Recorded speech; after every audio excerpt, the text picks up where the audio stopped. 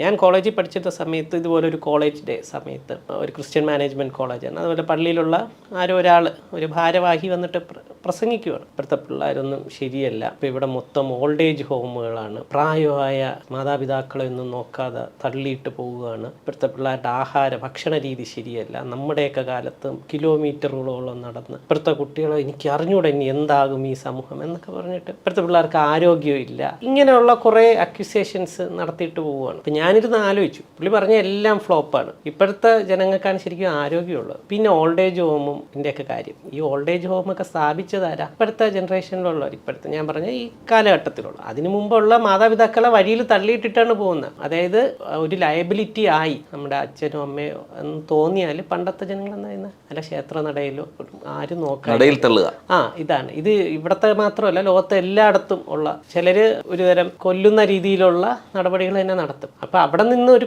Old age home എന്ന് പറഞ്ഞ സംഗതി വരുന്നു, അതിന് ഡൊണേഷൻസ് കൊടുക്കാൻ തയ്യാറാവുന്നു, അതൊക്കെ നല്ലൊരു സംഗതിയാണ്. അപ്പൊ ഇതുപോലെ ഒരുപാട് മാറ്റങ്ങളുണ്ട്.